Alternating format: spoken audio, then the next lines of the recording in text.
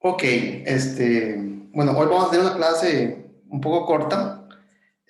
Quisiera terminar esta parte de equipotencia, demostrando el teorema del que hablamos la clase anterior, eh, que es el teorema de Cantor, Bernstein, Schroeder. Y, y bueno, aprovechando que tenemos el examen, contestar dudas si es que las hay. Eh, pero entonces, dejemos las dudas para el final, si es que las hay, y avancemos un poco hoy con esta demostración. Entonces, recordemos tal vez qué fue lo que hicimos la clase anterior, la semana pasada. Estamos hablando sobre clases de equipotencia, ¿verdad? Básicamente, cómo es que medimos cuando dos conjuntos tienen la misma cantidad de elementos. Y esto se logra, ¿verdad? Formalmente, definiendo lo que es una biyección entre los conjuntos, ¿verdad? Una biyección, básicamente lo que me permite es contar los elementos de un conjunto utilizando los elementos de otro conjunto. Y como es una función biyectiva, pues lo puedo hacer en los dos órdenes. Entonces, eh, definimos esa noción de conteo, ¿verdad? Cuando dos conjuntos son equipotentes, cuando existe una función biyectiva. Y la clase anterior hablamos cómo definir en el conjunto de clases de equivalencia de equipotencia, cómo definir la noción de tamaño, ¿verdad? Cómo podemos decir que una clase es más grande que otra. Intuitivamente lo que queremos decir es cuando un conjunto tiene más elementos que otros. Y eso quiere decir, de nuevo, con la noción de conteo, que cuando yo uso los elementos de un conjunto para contar los elementos de otro conjunto, cuando termino en el otro conjunto todavía sobran elementos. Entonces, definimos la noción de tamaño como diciendo que existe una función inyectiva de un conjunto en el otro. Entonces, si ustedes piensan que lo que hace una función inyectiva, básicamente es cambiarle el nombre a los elementos del conjunto, ¿verdad? Entonces, al primer elemento le pongo este nombre, al segundo elemento le pongo este nombre, al tercer elemento le pongo este nombre, y si yo hago eso y no repito nombres, pues lo que dice es que el primer conjunto tiene al menos la misma cantidad de elementos que el segundo, ¿verdad? Porque no repetí nombres. Entonces, en el segundo conjunto pueden sobrar elementos. Entonces, dijimos que una clase de equivalencia es más pequeña que la clase de equivalencia de otro conjunto si existe una función inyectiva, posiblemente sobren en el segundo conjunto. Esa noción de tamaño vimos que es una noción reflexiva. Ahora, claramente yo puedo usar los elementos del conjunto A para contar los elementos del conjunto A y no ocupo hacer ninguna repetición. Entonces, es una función, es una definición reflexiva, es una función perdón, es una función, una noción eh, transitiva, ¿verdad? Y no lo demostramos, es lo que vamos a hacer hoy, que esa noción también es antisimétrica. Ese resultado de antisimetría para el orden en las clases de equivalencia, en las clases de equipotencia, es lo que se conoce como el teorema de Cantor, Bernstein, Schroeder. Y es lo que vamos a demostrar, hoy. Ok, entonces recordemos qué es lo que dice este teorema. Dice que si tengo dos clases de equivalencia, y una es más pequeña que otra, la primera es más pequeña que la segunda, y la segunda es más pequeña que la primera. Entonces, si A se relaciona con B y B se relaciona con A, no nos quisiéramos mostrar que hay igualdad. No queremos mostrar que la clase de A es igual que la clase de B. Y eso, cuando uno ¿verdad? La escogencia del símbolo, que estamos utilizando para anotar esa relación, pues basados en el uso usual, valga la redundancia, del menor o igual en los números naturales, en los números reales, pues sugeriría que en efecto, si se da ambas relaciones, se tenga que dar la igualdad. Sin embargo, vean que si ustedes traducen, ¿qué significa que la clase de equipotencia de A sea más pequeña que la clase de B? Bueno, aquí lo escribí. Eso quiere decir que existe alguna función inyectiva del primer conjunto en el segundo. Y esta otra desigualdad, esta otra relación, lo que quiere decir es que existe otra función que es inyectiva del primer conjunto en el segundo. Entonces, vean que si usted lo escribe en términos de la definición, no es claro que necesariamente exista una función que sea biyectiva, ¿verdad? De nuevo, que sea inyectiva, a priori, los elementos podrían sobrar elementos en el conjunto B para esta función. Y por la misma razón podrían sobrar elementos en el conjunto A para esta función. Entonces, a priori, no tiene por qué haber una función sobreyectiva que además sea inyectiva, ¿verdad? Esto es lo que queremos demostrar. Entonces, vean que realmente esto es un teorema bastante importante. Nada de lo que está escrito aquí es obvio, ¿verdad? En lo más absoluto, en lo más mínimo. Entonces, queremos demostrar la antisimetría de la relación de orden en los conjuntos de equipotencia, en los casos de equivalencia de la relación de tener el mismo tamaño. Entonces, vamos a demostrar esto.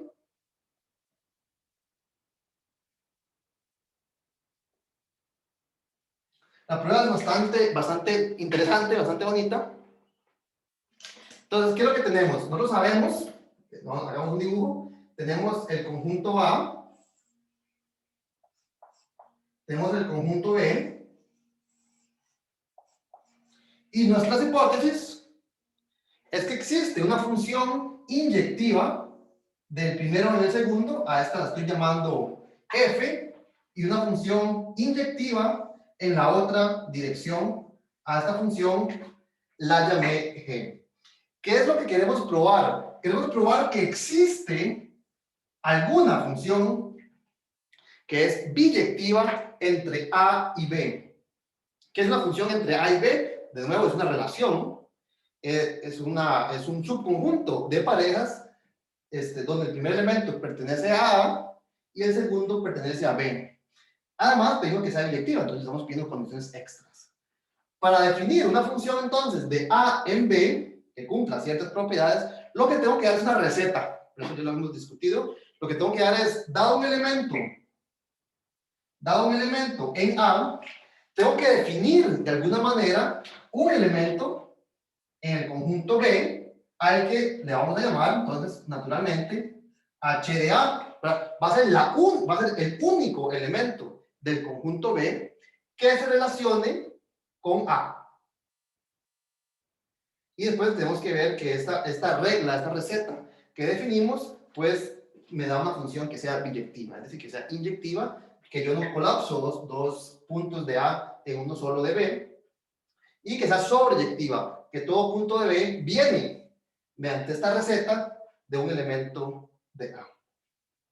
Entonces, de alguna forma, tenemos que cocinar, ¿verdad? Dar la receta para formar a lo que queremos llamar H de A. Es decir, empiezo con un elemento de A y usando F y G, de alguna forma, tenemos que construir un elemento en B de forma que esta receta, esta asociación, esta relación, sea una relación biyectiva. Entonces, hasta ahí simplemente estamos diciendo qué es lo que queremos hacer. Entonces, veamos a ver cómo es que vamos a lograr esta construcción. ¿Qué es lo que vamos a hacer? Vamos a agarrar un elemento cualquiera de A y para construir su pareja, vamos a hacer lo siguiente. Me voy a fijar, me paro en A, para ir de A a B, puedo ir con F o me puedo devolver con G. La función G no es sobreyectiva, ¿verdad? ¿Qué quiere decir que la función G no sea a priori sobreyectiva? Es muy posible que hayan puntos en A que no tengan pareja en B respecto a la función G. Lo que voy a hacer es que me voy a fijar si este punto que yo escogí de casualidad tiene una pareja en B. Entonces me voy a fijar si es el caso de que yo podía llegar desde B hasta A, hasta ese punto, utilizando la función G. Entonces, me hago la siguiente pregunta. ¿Será que este punto A venía de un punto B mediante la función G? Entonces, me estoy fijando si yo me puedo ir desde B hasta este punto utilizando la función g. Me pregunto, no para todo punto va a ser posible, pero para algunos, sí. Entonces, si fuese el caso de que se puede, entonces este punto que está acá debe ser la imagen inversa de A. Para ese punto lo voy a llamar B. La función, repito, la función G no tiene por qué ser sobreyectiva. Es posible que hayan puntos en A que no sean la pareja de nadie en B, en la relación G. Lo que estoy haciendo es que me voy a fijar si ocurre. Y si ocurre, entonces, el único, sería único, ¿verdad? Porque la función es inyectiva. Entonces, si hay uno, hay a lo sumo uno. Hay 0 o 1, pues no hay 2. Entonces, me fijo si es posible llegar desde B hasta este punto mediante la función G. Entonces, así construyo un punto en el conjunto B. Ahora repito ese proceso con este punto B. La función f no tiene por qué ser sobreyectiva. Es decir, pueden existir puntos en el conjunto B que no son la pareja de ningún punto en A en la relación f. Es posible, porque la función f no es sobreyectiva. Pero yo me fijo, será el caso de que este f proviene de algún elemento de A bajo la función f. Entonces, me fijo si era posible llegar desde A hasta este valor usando la función f. Y así construyo otro punto en A, que voy a llamarle A, voy a llamar este A2, es como el segundo punto que yo construí. Y así empiezo a ir y venir entre elementos del conjunto A y elementos del conjunto B. ¿Cómo? Utilizando las funciones f y g. Entonces, tal vez un paso más. Ahora estoy parado en A, estoy parado en este punto que yo llamé A2, y yo me pregunto, ¿será que este punto A2 tiene en la relación G una pareja? ¿Será esta la pareja de alguien en la relación G?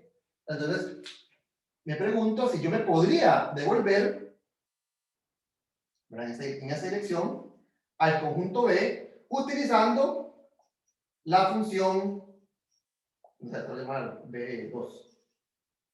¿Será cierto que este punto A2 es la pareja de alguien que vive en B bajo la relación G, bajo la función G? Y así yo continúo. Yo empecé con este A y empiezo a ir y venir, ir y venir, ir y venir. Entonces, veamos qué podría pasar si yo continúo con este juego. Pues, ¿cuáles son los posibles casos? El primer caso es que este juego sea infinito, ¿verdad? Este juego no termine.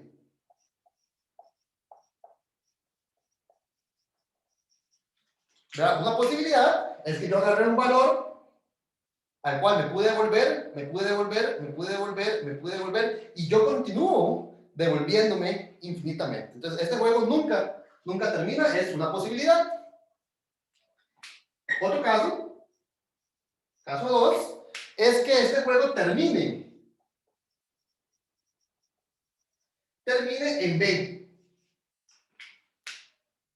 Yo empecé en este punto A, me fijé si había una preimagen, una pareja, si había una pareja en B bajo la función G, y empecé a ir y venir, ir y venir. En algún momento puede ser, digamos en esta, que ya no me pueda devolver.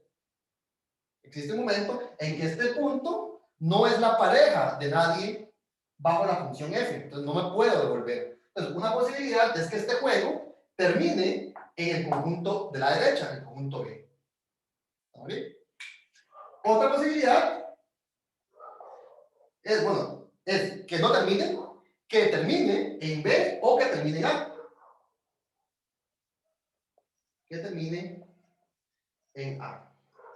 Entonces, de nuevo, yo viajé, empecé en A, viajé a B, me devolví a A, y aquí ya no me pude devolver.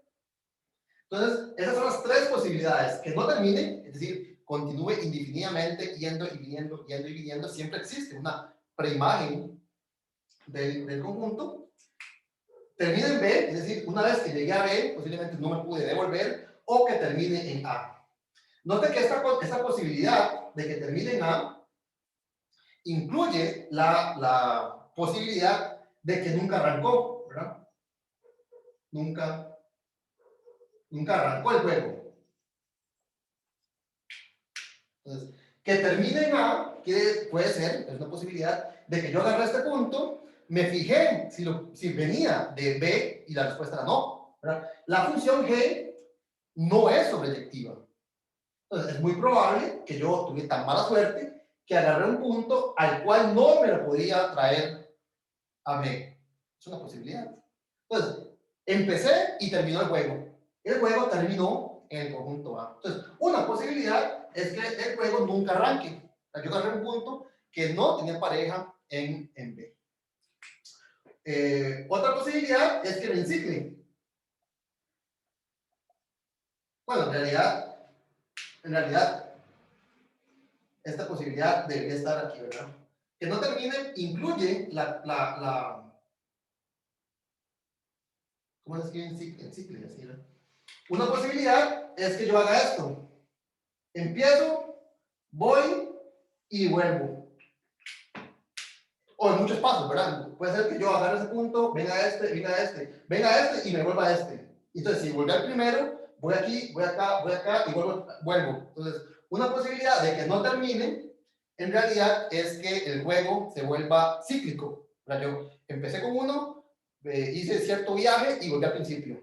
Y si volví al principio, entonces voy a repetir el mismo camino eternamente. Entonces, una posibilidad es que no termine.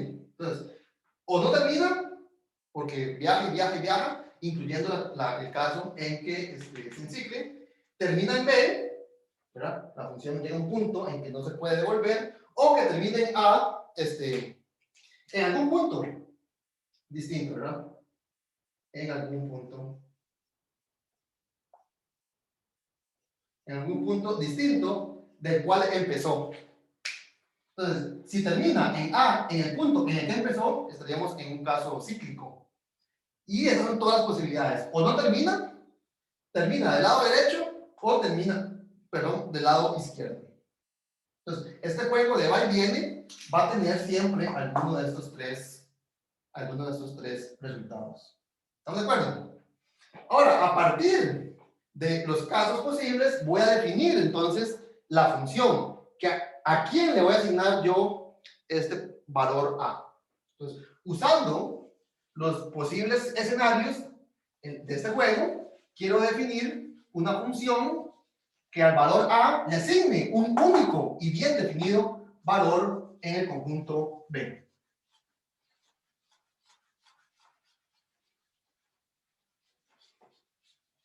Entonces, usamos esto para definir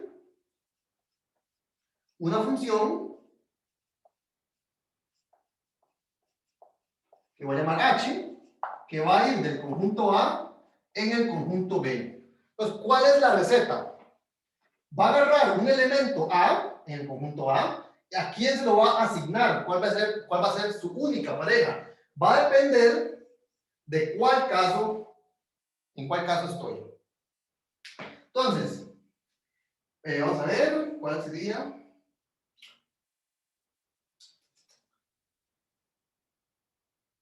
Si termina en A, bueno, vamos a ver que esto esté bien, si termina en el caso 2, vamos a ver el caso 2 primero. Si termina en B, en el caso 2, vean que en el caso 2 necesariamente arrancó, ¿verdad? No pudo terminar acá si nunca arrancó. Entonces, si logró arrancar y eventualmente terminó en B, quiere decir que el elemento A es el compañero de alguien en B bajo la función G. Es decir, que yo me pude devolver al menos una vez utilizando la función G. Yo empecé en A y me pude devolver al menos una vez utilizando la función G. Entonces voy a definir el compañero de A como la primera vez que me pude devolver. Es decir, lo voy a a definir como la imagen inversa de A, utilizando la función G. Entonces, defino, en el caso 2, en el caso en que termine en B, voy a definirlo como la primera vez que me pude devolver. Yo pude haber devuelto muchas veces, ya sea que no termine o que termine, pero en cualquiera de los casos pudo arrancar. El juego arrancó y terminó del lado derecho. Entonces, voy a definir como el compañero, la imagen, la pareja de A, la primera vez que me pude devolver. Entonces, esa sería la imagen inversa de A bajo la función G. Esa es la única compañera que tiene a A, es el único elemento de B que tiene compañero a A en la relación G. Entonces, en el caso 2, lo defino como la imagen inversa de este punto. Es el primer punto al que yo me devolví en este juego. ¿Qué pasa en los otros casos? En el caso 1 y caso 3. El caso 1 y el caso 3, lo que voy a hacer es agarrar ese punto y empujarlo, llevarlo al punto B utilizando la función F. Entonces, si yo me podía devolver de forma única al conjunto B utilizando G, lo hago. Y así lo defino en ese caso. Si no puedo hacer eso, es por varias razones. Una es que encuentre un ciclo, otra es que no termine, o otra es que nunca pude empezar. Entonces, el caso 1 y el caso 3 incluye esas dos situaciones. La imagen bajo G no está bien definida. Entonces, lo que hago es que viajo al conjunto de la derecha utilizando la única otra forma que puedo hacerlo de buena, haciendo uso de una buena definición. Siempre va a contestar siempre va a contestar la misma respuesta. Entonces, si no puedo devolverme utilizando G, entonces me voy de todos modos utilizando F. Entonces, aquí sería F de A. Entonces, en cualquiera de los otros casos en los que no me pude devolver, lo que hago es irme de todos modos utilizando la función F. Entonces, empecé acá. Si lo puedo ir haciendo bien, me voy con G inverso. Y si no puedo, entonces lo hago con F. Ok. Y entonces queremos probar que esta receta, esta función que acabamos de definir, es una función biyectiva. ¿Está clara la definición? ¿Hay alguna pregunta?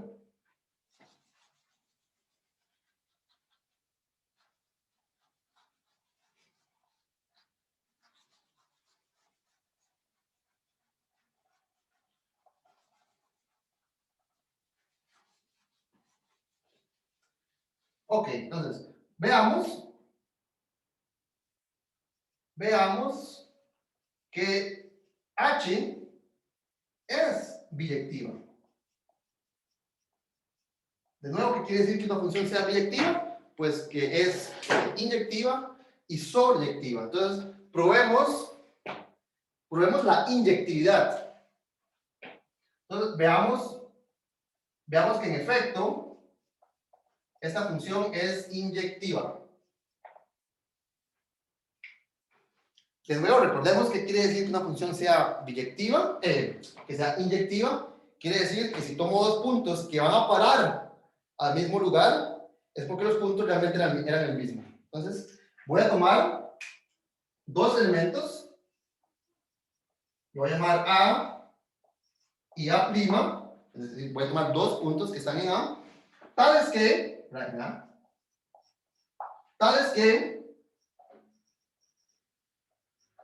resulta que la pareja bajo la función H es la misma pareja que la pareja de H'. Entonces, ¿qué es lo que yo quiero demostrar? Que la única forma de que esto ocurra es que A sea igual que A'. Entonces, si hacemos de nuevo un dibujo,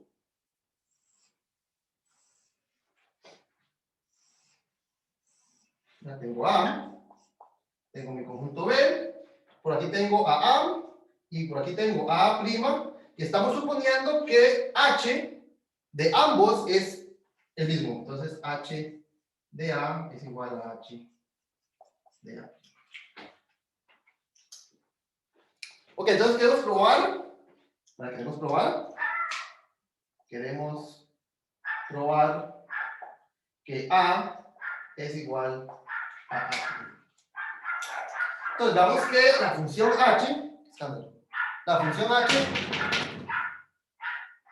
h está definida en casos. Entonces, damos que en cualquier caso, necesariamente A y A' se van a parar al mismo lugar, ¿verdad? Esto está diciendo que van a parar al mismo lugar, es porque venían del mismo lugar. Vamos a ver qué borro.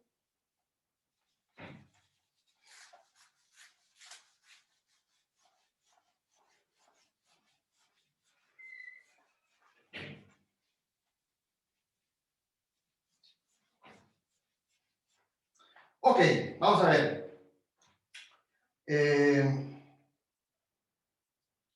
¿Cuál caso analizamos primero? Vamos a ver qué pasa si A.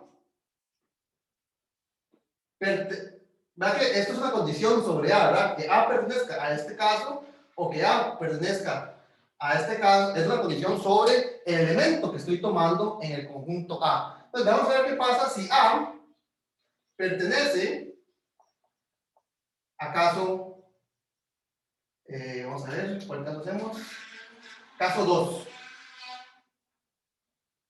¿Qué pasa si A pertenece al caso 2, que lo acabo de borrar, y no sé cuál era el caso 2? El caso 2 era que termina en B, ¿cierto?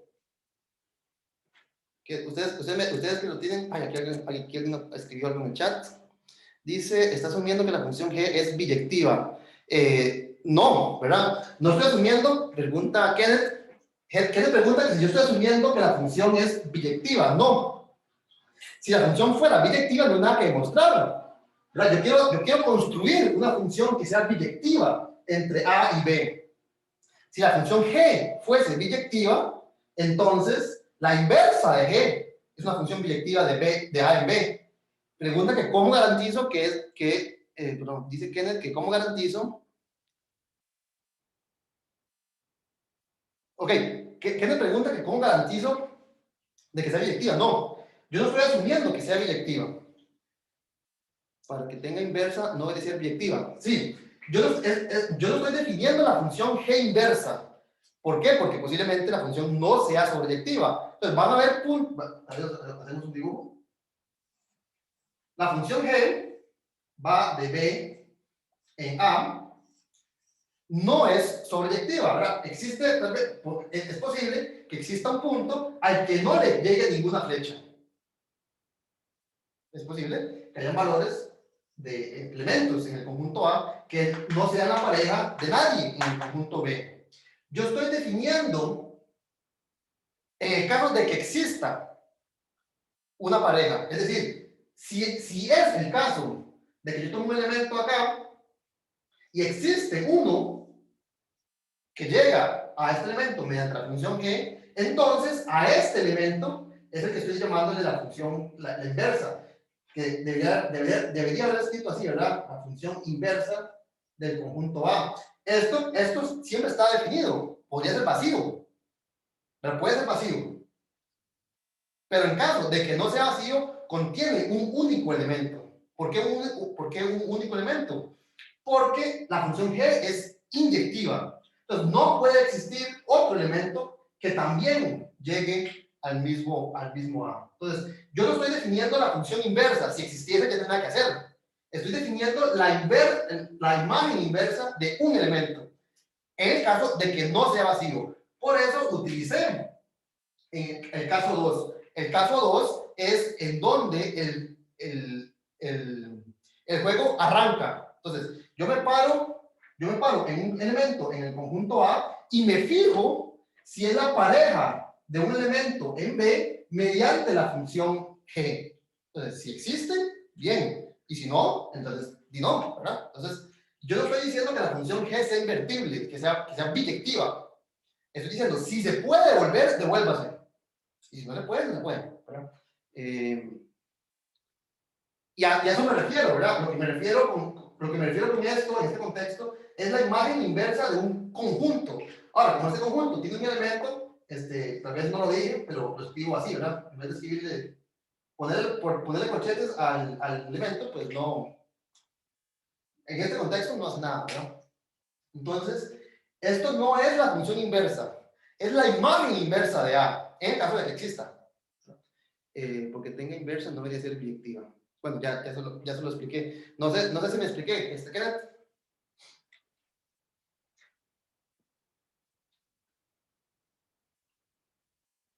Dice que sí. Ok. Bueno, entonces, es una buena observación, ¿verdad? Tal vez no fui suficientemente explícito a la hora de decir qué quería decir por esto, ¿verdad? No es la inversa de la función. Es la imagen inversa de un conjunto, ¿verdad? La imagen inversa de un conjunto siempre está definida. Podría ser vacía, en el caso de que la función no sea proyectiva. Pero en todo caso, lo estoy tomando en el caso 2, que yo sé que sí existe. Y como la función es inyectiva, va a ser un único elemento del conjunto B. Entonces, como la función es inyectiva, la imagen inversa sí existe, es un punto, es un elemento.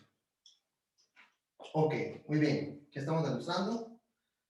Vamos a ver qué pasa si A pertenece a el caso 2.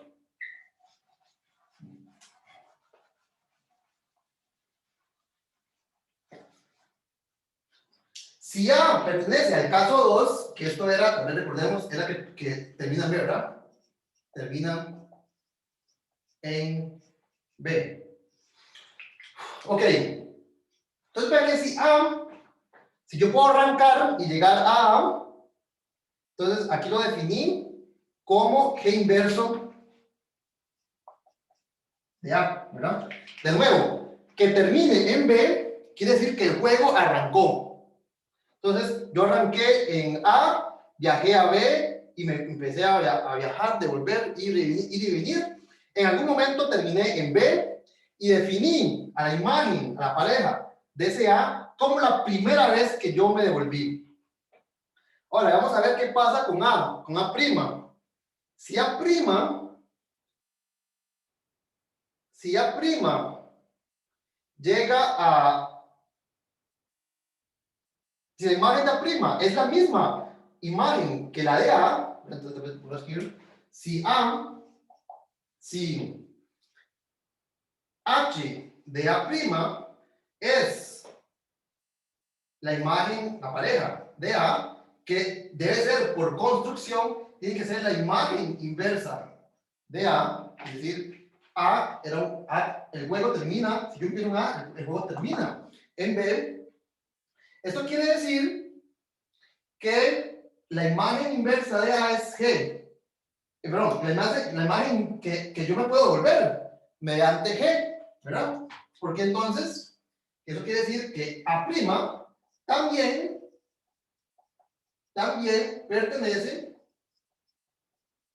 pertenece a caso 2. ¿Por qué? Porque si yo me paro en este punto y le aplico G, necesariamente me puedo devolver a'. Entonces, en este caso, si A pertenece al caso 2, A' también pertenece al caso 2.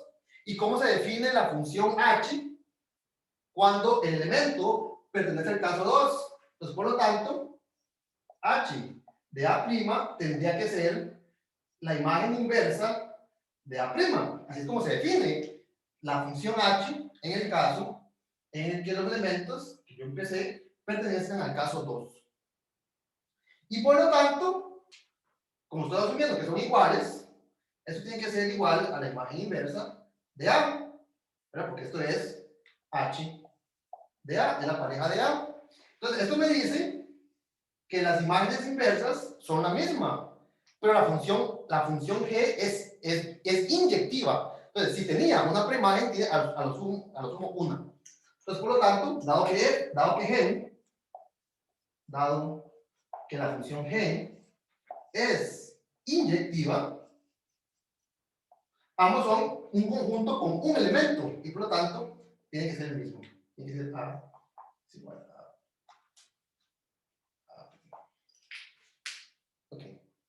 Entonces, eso ocurre si A pertenece al caso 2. Y de hecho, vean que si uno pertenece y tiene la misma imagen, necesariamente el otro también pertenece al caso 2. Entonces, la única forma de que esto ocurra, si uno pertenece al caso 2, es que los dos pertenezcan al caso 2.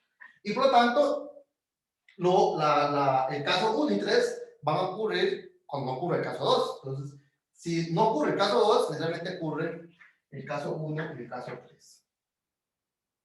Entonces, en este caso ya demostramos que A tiene que ser A'. Entonces, veamos qué pasa si ocurre caso 1 o caso 3.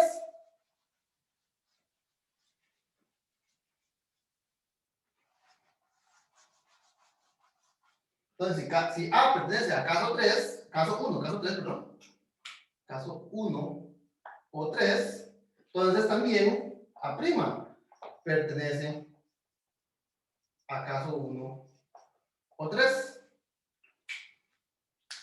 Y si A pertenece a caso 1 o 3, entonces su pareja es caso 1, caso 3, su pareja es f de A, es la imagen bajo la función f de esa pareja. Pero estamos asumiendo que H' es igual a H de A. Pero aquí, si A' pertenece a este caso, eso quiere decir que esto es f de A'.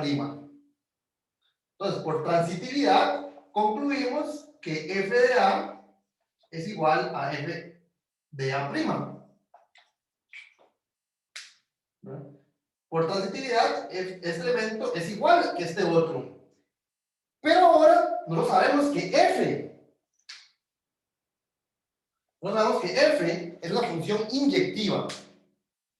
Y si f es inyectiva y sus parejas son la misma, quiere decir que los elementos son el mismo. Entonces, en cualquier caso, ya sea caso 1 o caso 3, en ambos casos vemos que la única forma de llegar al mismo elemento es si salió del mismo elemento.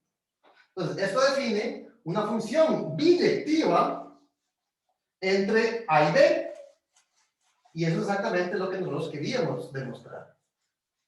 Por lo tanto, la clase de equipotencia de A es igual a la clase de equipotencia de B. Bueno, probamos únicamente la inyectividad. Bueno, tal vez como ejercicio. Pruebe que H, yo únicamente probé la inyectividad. Faltó la sobreyectividad. Entonces, pruebe que H es sobreyectiva. Entonces, ahora, ¿qué es lo que hay que hacer? Usted sea un elemento cualquiera que pertenezca a B y tiene que buscarle un elemento en A que sea asociado bajo H a este elemento. Entonces, como sugerencia, empiece trayéndose este elemento a A. Vea que la definición para H es a partir de elementos de A. Si usted toma un elemento en B, pues fíjese a dónde debería ir parar este elemento. Entonces va a tener que hacer casos. O sea, si está en el caso 1, en el caso 2 o en el caso 3, para definir quién es la pareja del conjunto A asociada al elemento B. Entonces, como ejercicio, demuestren que la función H, definida de esta manera, también es sobreyectiva. Ok. Entonces, como ejercicio, háganse esa demostración. Ok. Bueno, eso es lo que yo quería hacer hoy, ¿verdad? Realmente fueron pocos, 40 minutos. Y quería ver si tienen alguna duda sobre el examen.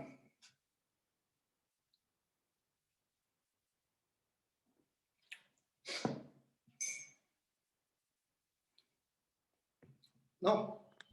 Profe, Sí. yo tengo, pero son varias y no sé si mejor se las pregunte como ahora en consulta para no Digamos, es que yo creo que habría que ver un poco lo que hice. Es por una anotación que estoy usando, no sé si es correcta, digamos.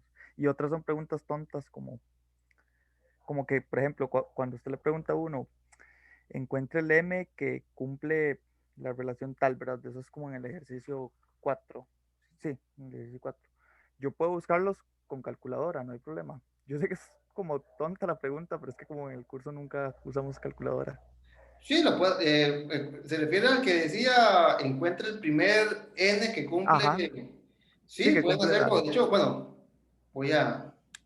O sea, sí lo pueden hacer, lo pueden hacer tan complejo como tan complicado, tan sencillo, depende de ustedes, como ustedes Ajá. quieran. Yo lo hice literalmente así, factorial de 17.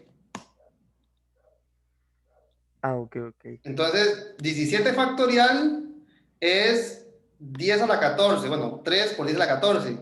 Eso quiere decir que 17 factorial es más grande. ¿Dónde está el lapicito? 17 factorial es más grande que 10 a la 14. O sea, es ahí, ¿verdad? Y entonces, no, entonces el primero no puede ser 17. Este, y así lo dicen, realmente, no ocupan hacer mucho. Ujú. No ocupan hacer mucho, o sea, no es que tengan que seguir un programa en Python que les calcule, no.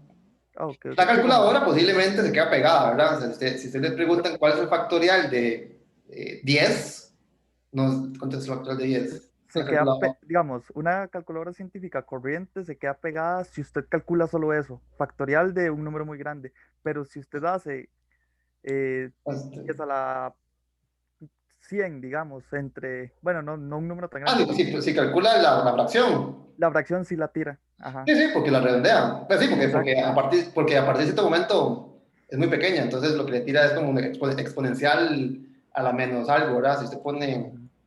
Sí, pero vamos, sí, no Y ocupan. entonces, digamos así, como comparando como órdenes, que fue lo que usted nos está enseñando ahí, se Sí, pueden. exacto, ¿verdad? O sea, si yo quiero saber que si 18 factorial es más grande que 10 a la 18, tendría que tener 18 ceros, y esto me dice que tiene apenas 15 ceros, ¿verdad? Ujú, ujú. Entonces, sí, sí, se pueden Ok, usar. Bueno, aquí, las sugerencias que usen Google, ¿verdad? O sea, así lo pueden hacer fácil, fácil. ok, gracias, profe. Las otras no sé si, bueno, las otras mejor, yo creo que se las pregunto en consulta, porque ya sí son de cosas que hice en los ejercicios. Está bien, como guste. Gracias, profe. Digamos, si tienen dudas, ¿cómo les puedo decir? Que me pregunten en privado no significa que les vaya a dar respuesta, ¿verdad? Entonces, si la pregunta, véanlo así, si la pregunta no la puedo contestar ahorita, es probable que tampoco la pueda contestar después, en el sentido de que dicen, sí. Bueno, no sé si lo expliqué. Eh, Profe, yo tengo sí, una duda y he pensado en eso todo el fin de semana. Y no sé si es sí. muy tonta, pero digamos, cuando hace la sugerencia en el 3A del principio del buen orden, y yo vi que puso como lo de las consecuencias, digo yo, tal vez sea por inducción así, y lo he intentado todo el fin de semana y de verdad no se me ocurre forma. Después pensé en métodos de demostración, pensé en hacerlo por contrapositiva y me di cuenta que mí me estaba haciendo un enredo y Sí, no ¿verdad? sé Bueno, si puede darme otra sugerencia de la sugerencia, qué pena. voy a buscar el archivo que aquí está, examen. Este, vamos a compartir esto. Dice, vamos a ver, ¿cuál es la uno? No, la 2. ¿Cuál? La Ustedes. 3A, ajá. Sí, bueno, vamos a ver, aquí, ¿verdad? La observación que yo les digo que usen el principio del buen orden. Primero que todo, tal vez para trabajar, recordemos que el principio del buen orden lo que me dice es algo acerca de los números naturales, ¿verdad? Este elemento que está acá, la fracción, pues no es un elemento de los números naturales. Y en particular, estaría difícil que así, como que así, sin hacer nada, ¿verdad? Sin hacer nada, el principio del buen orden aplique a algo que no está definido en los números naturales. Sin embargo, yo puedo transformar estas desigualdades a afirmaciones acerca de desigualdades entre números entre números naturales, ¿verdad? Por ejemplo, si ustedes agarran esta desigualdad, eso dice que B es más grande o igual que A por D. ¿Verdad? Entonces, vea que sin tan siquiera ver la otra desigualdad, veamos una de ellas. Esto, ¿qué es lo que dice? Existe un número natural D tal que el denominador es más grande que D veces el numerador. Bueno, ya eso es algo que suena a como que yo lo puedo replantear, o vamos, probar la existencia de este D, ya lo puedo yo más o menos replantear en términos de cosas de números naturales. En particular, ahí es donde entra el principio del buen orden. Entonces, vean que, digamos, probar algo como esto ya tiene más sentido en el contexto de números naturales, ¿verdad? Entonces, el principio del buen orden, que se aplica a subconjuntos no vacíos de números naturales, pues ya por ejemplo, usando el B y el A, pueden construir cierto conjunto que cumpla con ciertas propiedades y escogen el primer elemento, o no sé, algo así. Y entonces ya transforman algo que hablaba sobre números racionales, ¿verdad? El número A entre B, lo escriben en términos de números naturales. Y sí, digamos, el principio del buen orden lo pueden usar directamente. O sea, la demostración puede ir directamente utilizando el principio del buen orden o las consecuencias, ¿verdad? Lo que probamos utilizando el principio del buen orden, digamos, si utilizan alguna consecuencia del principio del buen orden, posiblemente se ahorren 2 o 3 líneas de texto en donde utilizarían el principio del buen orden, pues, pensando en la solución que yo hice, ¿verdad? Pero en general, digamos, pueden usar directamente el principio del buen orden. No sé si tenemos otra pregunta. Bueno, no sé si contesté la que me hicieron. Sí, súper, gracias, profe. ¿Qué más? ¿Algo más? Profe, bueno, voy a preguntarle lo de la anotación. ¿Puede ¿Sí? irse ahí ahora que tiene el documento a la pregunta 2? De hecho, un ¿Qué? poquitito antes, como cuando usted define cómo escribir la pertenencia de tuplas de números muy grandes. Ajá. Que, sí, era abajito, perdón. Que, eh, no sé si estoy entendiendo bien la notación. Digamos, esa notación simplificada de que para un n pequeño, muy grande, uno puede escribir algo como n a la 1000, digamos, pero ese primer uno, o sea, eso no significa que yo estoy haciendo una tupla con 1000 entradas, ¿verdad? Sí. Digamos, n en la 1000 Ajá, sería el producto cartesiano de n, voy a escribir la n así solita, ¿ustedes entienden? ajá. De n consigo mismo 1000 veces. Entonces, 1000 veces producto cartesiano n. Entonces, ¿qué va a ser un elemento de este conjunto? Va a ser una miltupla ordenada de números naturales. Ujú. Entonces, los elementos de este conjunto van a ser de la forma, no sé, un A, B, C, y ahí 990 y Z, ¿verdad? Ujú. Voy a tener 1000 posiciones. Y el primer elemento es un número natural, el segundo es un número natural, el tercero es un número... Todos los números son naturales y están ordenados, ¿verdad? Yo sé cuál es el primero, cuál es el segundo, Ujú. cuál es el milésimo o miliciavo, como digan. Ok. Entonces, ¿cuál es su duda? No, es que yo estaba creyendo que ese natural con pertenencia a la 1000, digamos, era el primer uno representaba como la cantidad de entradas necesarias para representar la factorización del número y que después la cantidad de ceros usted se la ponía, digamos. Creí que el uno contenía más No, información, ¿verdad? pero no. Ajá.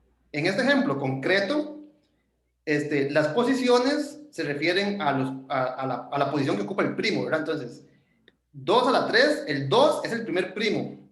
Ujú. Entonces, la primera posición, lo que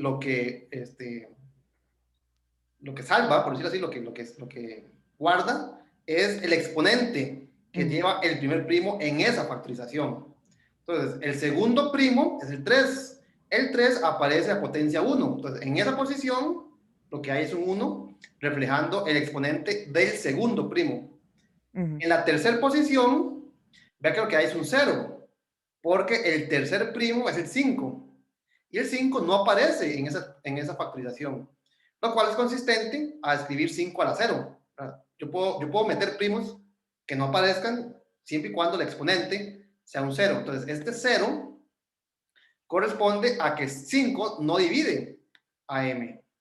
Después, 7 es el cuarto primo. 7 aparece dos veces. Entonces, en la cuarta posición, que se refiere al cuarto primo, aparecen 2. Y en la 7, 8, 9, 10, 11, 11 es el quinto primo. Entonces, el quinto primo aparece a la potencia 1. Entonces, en la quinta posición aparece un 1. Y lo que yo digo aquí, que usando la notación, ¿verdad? Porque yo puedo escribir como que este número es igual a la tupla de exponentes en su factorización prima. ¿Cuál es el problema? Que como yo puedo meter primos ajenos, siempre y cuando el exponente sea 0, entonces yo podría simplemente escribir que m es igual a esta factorización, lo cual es cierto, ¿verdad? Porque yo puse ceros en las posiciones donde no habían primos que los dividían. Y claramente esto es distinto a todo esto porque esta es una 5 tupla, esta es una 7 tupla y claramente son distintas. Entonces, este abuso que estamos usando de identificar a un número con su factorización, pues va a ser, sí, yo quisiera que esto fuera igual, realmente codifica el mismo número. Entonces sería como muy incómodo identificar la factorización con el número si cosas como estas van a ser distintas.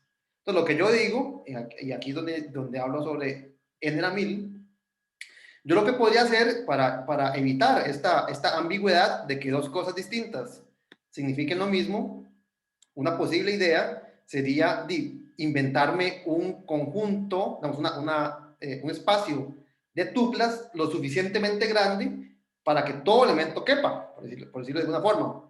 Entonces, a pesar de que inicialmente yo ocupaba simplemente 5 posiciones, yo podría poner la factorización con un montón de ceros en un espacio mucho más grande. Entonces, todas las igualdades serían entre 1000 tuplas, ¿verdad? Si eso fuese posible. Entonces, yo agarro un espacio suficientemente grande donde todos los números los puedo codificar. Y el ejercicio, ¿verdad? Este primer punto, es ver que eso no es posible. O sea, yo siempre puedo encontrar un número que no quepa en ese espacio, en ese conjunto de 1000 tuplas. Y la razón es que existen infinitos primos. Entonces, como existen infinitos primos, pues ciertamente, por más grande que sea mi espacio de codificaciones, siempre va a haber un número que no lo pueda codificar, porque su correspondiente, su codificación es más grande que n a la 1000 o n a la 2000 o n a la 1.000.000. Y por lo tanto, lo que uno puede hacer es y simplemente diga, y como ocupo campo infinito, ¿verdad? Ocupo factorizaciones posiblemente con números arbitrariamente grandes, que ocupen posiciones arbitrariamente lejanas, ¿verdad? Largas. Entonces, lo que me invento es un espacio que haga exactamente eso. Entonces, en vez de inventarme un espacio con una cantidad finita de posiciones, me invento uno con una cantidad infinita de posiciones. Entonces, en cada posición, cuando yo quiero factorizar un número, simplemente guardo el exponente de los primos que aparecen en la factorización. Muchos van a ser ceros, ¿verdad? No sé, de hecho eso se entiende perfecto, profe, lo que significa, lo que se guarda en cada, sí, en las tuplas, digamos, en los espacios de las tuplas. Sí, Sí, de hecho yo lo que le decía antes, que sonó raro, porque yo dije, pero ese entonces 1000 es como guardar el número ahí. Con número me refería a como un primo ahí, y que claramente como ya es un número primo y muy grande, ya todo lo anterior a eso, las Sí, truplas anteriores o las últimas bueno, eran cero. Ajá. si ya hicieron este ejercicio, no tiene que ser tan grande, ¿verdad? Este número no cabe en este espacio de codificaciones. Ujú, Entonces, ni siquiera tiene que ser tan grande. ujú. Ok, ok. Sí, sí. Perfecto, profe, muchas gracias. ¿Alguna otra duda? ¿Alguna otra pregunta? Profe, yo tenía una pequeña duda en el ejercicio 4. Vamos a buscarlo. 3, 4, ajá. En el punto D, digamos, como dice deduzca, yo sí usé los incisos anteriores, ¿verdad? Ajá. Pero en parte también utilicé un poco como el conocimiento de cálculo, ahí como que en algunas partes mencioné como que crece más rápido que qué y así. Entonces no sabía si eso podía hacerse. Bueno, digamos, si entonces, digamos, la respuesta es no, ¿verdad? No, no debería usar cosas de cálculo a menos que las demuestre, ¿verdad? Digamos, yo podría decir, ustedes podrían decir, la función factorial crece más rápido que la función exponencial. Y ya, el ejercicio sería, no habría nada no habría nada que probar. Y eso es cierto, digamos. Lo que yo acabo de decir es cierto. Pero ¿por qué es cierto? O sea, ¿cómo le digo? Todo lo que hemos visto en clase es cierto por cosas que alguien conoce, en particular yo, ¿verdad? Entonces, sería como raro que ustedes demuestren cosas porque son ciertas, ¿verdad? Sí, n factorial es más grande que 10 a la n, eso es cierto. Pero la demostración jamás puede ser, es cierto porque sí.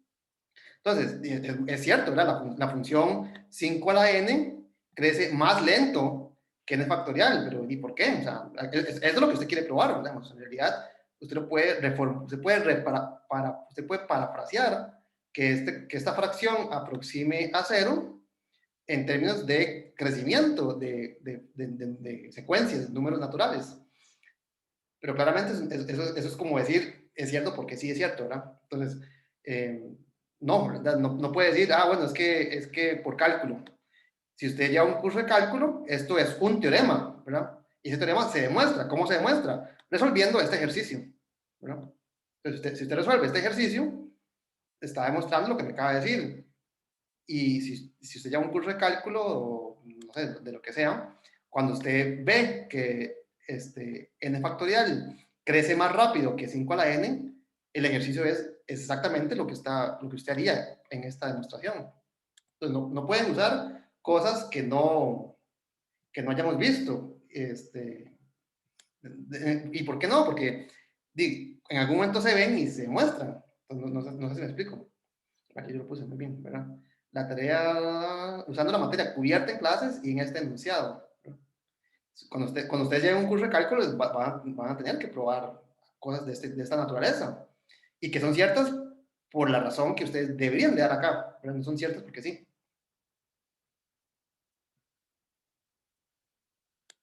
Ok, profe, gracias. ¿Qué más?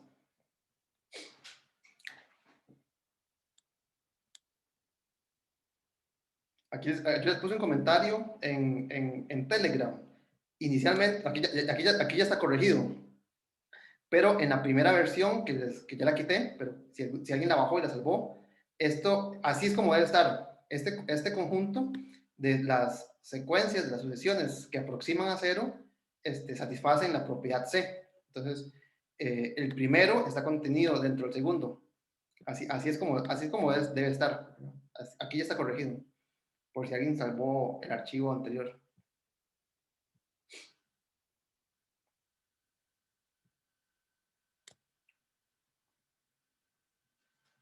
¿Qué más?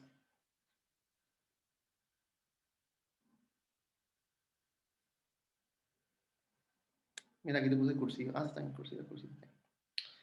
Bueno, si no tiene más preguntas, entonces, bueno, con gusto, los podemos ver también a la hora de consulta.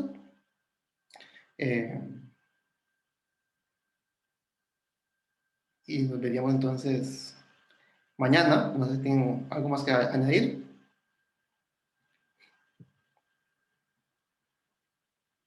Por el momento no, profe, gracias. Ok, entonces nos vemos más tarde o mañana. Chao. Gracias, profe. Chao. Muchas gracias.